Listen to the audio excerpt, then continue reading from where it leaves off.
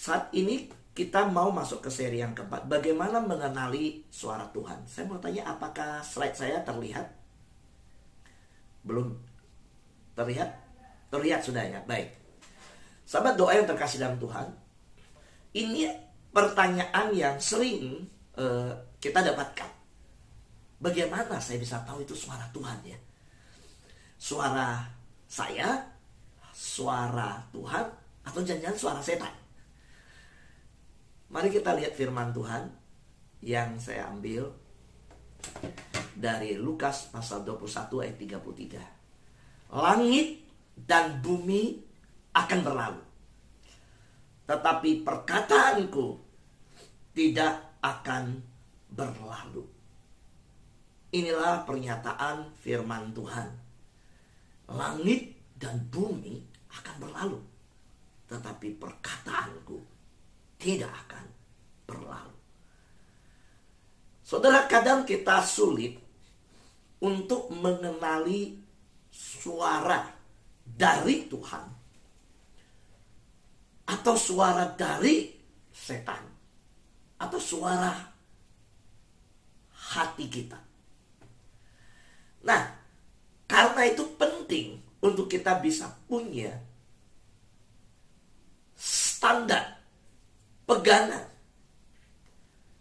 untuk bisa membedakan. Mengapa demikian? Karena dengan bisa mengetahui, membedakan suara apa itu, akan berdampak pada konsekuensi yang kekal. Saudara, penting untuk mengetahui bagaimana membedakan suara Tuhan dengan suara yang lain. Itu punya konsekuensi, memiliki konsekuensi yang kekal. Kalau kita seperti didoakan Ibu Veralisa, Bapak Rohani, ternyata saya bukan terima dari Tuhan. Saya harus cross check sungguh-sungguh. Semakin banyak yang mendengar firman Tuhan, yang disampaikan adalah bukan firman, bukan suara Tuhan, maka semakin banyak yang dibengkokkan. Saudara, inilah pentingnya untuk mengetahui dan membedakan suara Tuhan. 1 Yohanes pasal 4 ayat 1 berkata, saudara-saudaraku yang kekasih, janganlah percaya akan setiap roh, tetapi ujilah roh-roh itu, apakah mereka berasal dari Allah. Sebab banyak nabi-nabi palsu yang telah muncul dan pergi ke seluruh dunia. Pernyataan dari 1 Yohanes pasal 4 ayat 1 ini sama dengan perkataan pengajaran Yesus tentang akhir zaman. Dan juga di kitab-kitab yang lain ketika berbicara tentang akhir zaman, bahwa akan muncul nabi-nabi palsu, akan banyak penyesatan terjadi, di mana bahkan ada yang menirukan tindakan mujizat Mesias untuk menyesatkan banyak orang. Karena itu kita jangan percaya akan setiap roh. Kita harus uji roh-roh itu, apakah berasal dari Allah atau bukan. Bagaimana kita kalau demikian bisa menguji roh itu? Kalau tadi di awal saya ajak kita bagaimana bisa menguji suara hati kita, suara setan, suara diri kita, atau suara Tuhan. Nah, Yohanes membawa kita satu dimensi yang baru, bagaimana menguji roh itu. Saudara, ketika doa mengusir setan, harus diingat bahwa perkataan orang yang kerasukan Jangan langsung dipercaya. Oh, aku roh dari ini, aku roh dari ini. Iblis adalah bapa segala pendusta. Karena iblis ada bapa segala pendusta, maka ia kerasukan suara roh. Bahkan perempuan bisa mengeluarkan suara laki-laki, dan dia bilang berasal dari sini-sini. Bapa segala pendusta kan iblis. Gak bisa langsung dipercaya. Kita harus tahu, menguji, dan tahu peka dan bagaimana melayani. Karena itu ada sisi-sisi banyak ketika kita menjalani kehidupan kekristenan, khususnya yang suka ngeroh. Harus hati-hati. Apa standar untuk mengujinya? Bagaimana kita tahu itu bukan suara Tuhan dan itu suara Tuhan? Hari ini ada satu hal saja yang kita akan pelajari. Satu saja sebagai pegangannya. Saudara, suara Tuhan tidak akan pernah bertentangan dengan firman Tuhan. Apakah yang ada di hati kita saat ini sesuai dengan Alkitab apa tidak? Itulah yang menjadi standar untuk menguji hati, menguji suara itu. Prinsipnya adalah suara Tuhan tidak akan pernah bertentangan dengan firman Tuhan. Tidak akan bertentangan dengan Alkitab. Itu prinsipnya. Saudara, karena itu mustahil bagi orang Kristen kalau dia menjadi orang Kristen lalu tidak pernah baca Alkitab. Punya Alkitab yang berdebu di rumah, punya Alkitab pernikahan, biasa dapat Alkitab waktu dalam pernikahan gereja memberikan. Punya Alkitab juga ketika dibaptis, paling enggak sudah 2 Alkitab. Belum lagi pribadi punya sendiri kan. Tapi Alkitab belum pernah dibaca dari Kejadian sampai Wahyu. Selesai. Sulit untuk kita bisa tahu apakah ini suara Tuhan atau bukan, kalau kita nggak pernah baca Alkitab. Untuk mengenali suara Tuhan apa bukan, itu harus diukur. Dan suara itu prinsipnya tidak boleh bertentangan dengan Alkitab. Itu yang jelas. Jadi kalau ada yang berkata, saya dengar suara Tuhan, tetapi saya dapat pimpinan Tuhan, dia berkata, tetapi itu tidak sesuai dengan firman Tuhan. Nah itu pasti bukan suara Tuhan. Saudara terkasih dalam Tuhan, bagaimana kita memperlakukan Alkitab yang adalah suara Tuhan? Saudara, bersyukur, kita puji Tuhan bahwa suara Tuhan telah berikan tertulis. Suara Tuhan berikan dengan kita bisa baca. Apakah sekarang masih ada orang bisa dengar audible suara Tuhan? Oh, bisa. Enggak semua. Tetapi walaupun kita dengar audible, itu tetap tidak bertentangan dengan Alkitab. Apakah Tuhan bisa bernubuat, berkata-kata melalui orang lain yang punya karunia itu ke kita? Bisa. Tapi itu tidak akan bertentangan dengan Alkitab. Saudara, contoh, datang seorang hamba Tuhan. Tuhan bicara bahwa suamimu sekarang kurang baik. Itu begini-begini. Engkau harus mencari pasangan baru. Udah jelas. Mau pakai jubah pendeta, mau dia sebut dari denominasi mana, mau dia sekolah Alkitab sampai S3, mau dia bagaimanapun, itu jelas bukan suara Tuhan. Karena apa yang dipersatukan tidak akan diceraikan. Nah, itu kita pegang. Nah, saudara yang terkasih dalam Tuhan, Tuhan itu konsisten. Karena itu saya pakai contoh tadi. Karena ketika Tuhan mempersatukan dalam pernikahan, itu contoh yang jelas. Tuhan itu konsisten. Tuhan tidak akan berubah pikiran. Tuhan tidak akan menyuruh kita melanggar prinsip yang sudah dia berikan dalam firman-Nya, yaitu Alkitab. Itu prinsip-prinsip yang ada, yang Tuhan berikan. Jadi kalau kita mau berjalan sesuai dengan Tuhan, ketahui apa prinsip dari Tuhan. Pribadi yang agung, pribadi yang mengasihi saudara saya.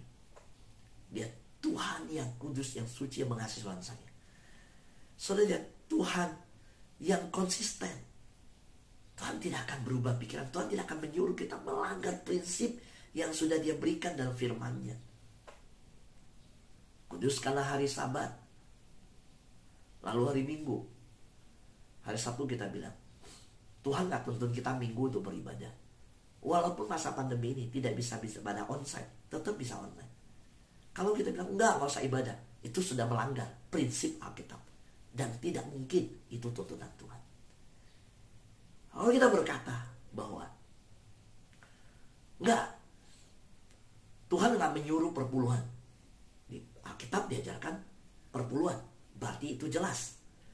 Kita tidak berpegang pada prinsip firman Tuhan.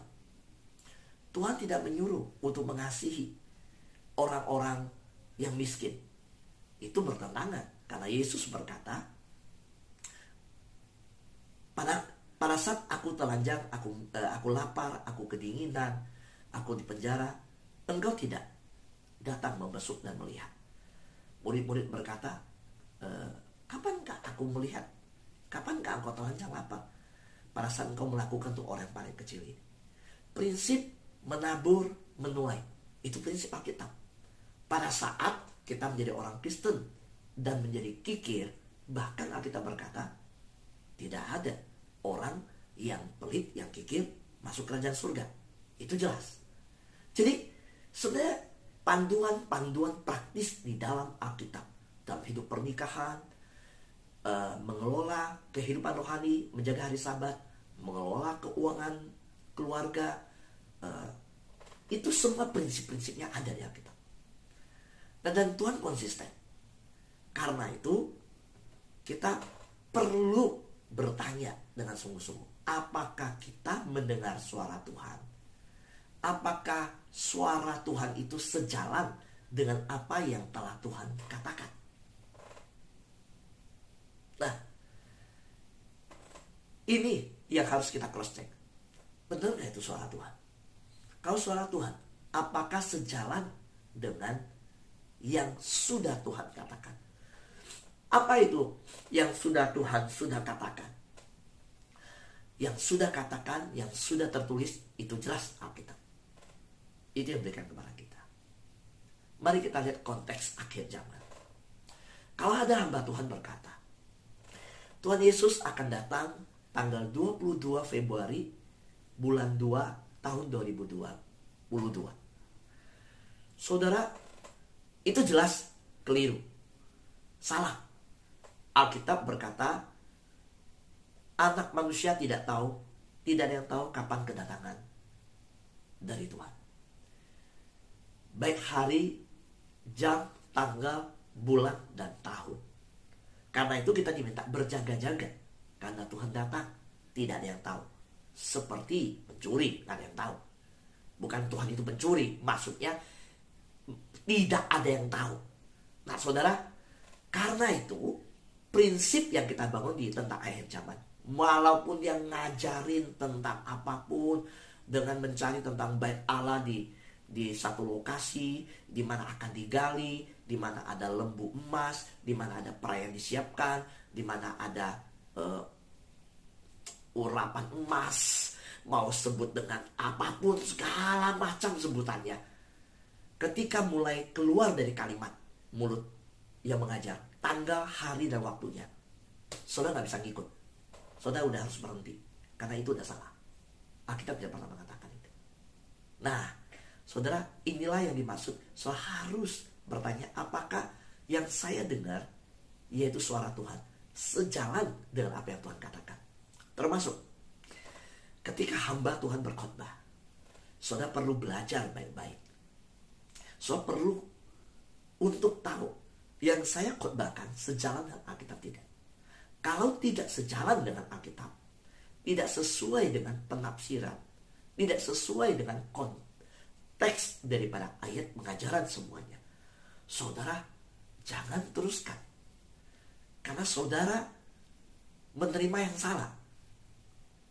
Nah, karena itu, kalau saya secara pribadi, kemarin dalam sebuah doa, saya diberikan sebuah hal yang membuat saya semakin gentar. Siapa sebenarnya kita manusia yang boleh melayani Tuhan? Kita di dunia yang sementara dijadikan wakil Allah di muka bumi. Bahkan ketika khususnya hamba Tuhan berkhotbah, boleh mewakili Tuhan menyampaikan suara Tuhan. Tuhan yang kekal, saya sementara. Tuhan begitu suci kudus, saya orang yang berdosa. Dia yang Tuhan yang bertata tempat tinggi, saya dunia sementara. Di dunia sementara, saya diberi kesempatan mengerjakan pekerjaan kekal Tuhan. Nggak layak, saudara. Karena itu, kadang kemarin ketika dalam sebuah ibadah, saya duduk, saudara. Pada waktu saat teduh, saya nangis di hadapan Tuhan. Saudara, saya nangis, saya diam di hadapan Tuhan. Siapa saya di hadapan Tuhan? Siapa gereja ini? Saudara, waktu Salomo meresmikan gereja bait Allah, di situ dikatakan, Tuhan dengan seluruh bumi ini dan langit yang ada tidak bisa memuat kehadiran Tuhan. Nggak bisa memuat kehadiran Tuhan. Awan itu kendaraan Tuhan, dilukiskan. Bumi ini pijakan kaki Tuhan. Tuhan bertata di tempat mati ini. Siapa kita? Kok bisa mengundang kehadiran Tuhan? Dan Tuhan mau hadir. Saya lihat ketika dalam gereja kemarin, saya bayangkan, saudara, bagaimana Tuhan bisa hadir di tempat yang bangunan kecil begini. Tapi kalau Tuhan mau hadir, betapa besar anugerah Tuhan. Betapa dahsyatnya. Dia rendah hati, dia Tuhan yang pemurah, dia mengasihi. Sama seperti kemarin saya langsung memikirkan Zoom hari ini. Iya ya Tuhan, Zoom kita ada di tempat yang berbeda. Kita terpisah di mana-mana. Tapi Tuhan mau hadir di rumah kita. Tuhan mau ada. Siapa kita? Saudara, yuk kita belajar baik-baik. Kita sungguh-sungguh datang sama Tuhan. Nah, saudara, jika apa yang kita pikirkan bertentangan dengan yang telah Tuhan katakan dalam Alkitab, saya minta kita mengerti bahwa itu sudah pasti salah. Saudara, dalam pikiran kita, contoh, waktu kita mengembangkan pikiran yang khawatir, itu udah tahu pasti salah. Kenapa? Karena Tuhan berkata, jangan khawatir apa yang kau makan, kau minum, kau pakai. Ketika kita masuk dalam kekhawatiran, dan kekhawatiran itu kita kelola sampai dengan stres, sampai dengan depresi, sampai orang secara manusia bisa khawatir, terlintas, itu bisa. Tetapi ketika kita mengambil dan menghasilkan buah dari kekhawatiran itu sampai mengganggu kesehatan kita, itu jelas, itu salah. Saudara, jika apa yang kita pikirkan bertentangan dengan yang telah Tuhan katakan, kita berpikiran negatif, kita berpikiran begitu negatif, nah itu jelas kita udah tahu itu salah. Kenapa? Karena Tuhan berkata, semua yang benar, yang adil, yang mulia, yang suci, yang sedap didengar disebut kebajikan, pikirkan itu. Nah, kita udah tahu, wah itu salah kalau saya pikir negatif. So, ketika pikiran kita menyimpang, pikiran yang penuh kebencian, bahkan merancangkan strategi kekotoran, kejahatan yang udah kita pikirkan, maka kita tahu itu salah. Kenapa? Tuhan berkata, aku akan menjadi pembelamu. Kita tidak boleh untuk membalas dendam. Jadi ketika kita memikirkan akan musuh kita, bahkan merancangkan kejahatan, kita udah tahu itu salah. Kenapa? Tuhan telah menyampaikan di dalam Alkitab apa yang dinamanya pengampunan dan kasih. Jadi ingat, jika apa yang kita pikirkan bertentangan dengan yang sudah Tuhan katakan di dalam Alkitab, maka kita tahu itu salah. Jadi mari kita koreksi dalam kita bersikap dengan menantu kita, mertua kita, dengan anak, dengan cucu, dengan keluarga kita. Dimulai dari pikiran kita. Coba kita koreksi. Sebelum lahir ke perbuatan perkara, benar apa enggak? Ketika di dalam pikiran kita, kita tahu, wah ini bertentangan dengan yang sudah Tuhan katakan di Alkitab, gugurkan itu. Itu udah salah. Saya berharap bahwa setiap pagi dalam ibadah-ibadah kita di Zoom, dalam 1 tahun lebih ini, setiap anak Tuhan sahabat doa akan memiliki keluarga yang lebih harmonis, keluarga yang diberkati oleh Tuhan. Yang bilang amin, ketik di Zoom bilang amin. Amin saudara. Yang di YouTube ketik kata amin. Saya sangat berdoa, saudara, agar firman Tuhan ini menghasilkan buah dalam kehidupan keluarga Anda. Ya, saudaraku yang terkasih dalam Tuhan, sehingga keluarga saudara harmonis. Keluarga saudara, keluarga yang diberkati. Kita merasakan dampak dari mengikuti sahabat doa dalam hidup kita, keluarga kita. Hubungan saudara dengan keluarga, dengan menantu Anda harmonis, dengan anak cucu, dengan kehidupan keluarga, sangat diberkati. Itulah kerinduan saya. Soal Lukas pasal 21 ayat 33, saya ambil terjemahan NIV, diterjemahkan ke bahasa Indonesia. Langit dan bumi akan berlalu, tetapi firmanku tidak akan berlalu. Saudara yang terkasih dalam Tuhan, firmanku tidak akan berlalu. Itu kata Tuhan. Firman Tuhan adalah kekal. Jadi artinya ketika Tuhan berkata, langit dan bumi akan berlalu, tapi firmanku tidak akan berlalu. Apa artinya tidak akan berlalu? Kita tahu seluruh yang di dunia semua sementara, semua berlalu. Tetapi langit dan bumi tidak akan berlalu. Nah, kalau semua yang di bumi akan berlalu dan ada yang tidak berlalu, bahkan bumi akan berlalu, berarti ini kekal. Nah, saudaraku yang terkasih dalam Tuhan, firman Tuhan berarti dinyatakan dalam bagian tadi adalah kekal.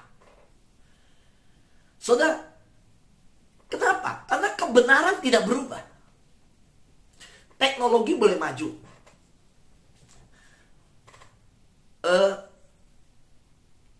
dunia bisa maju, teknologi boleh semakin berkembang.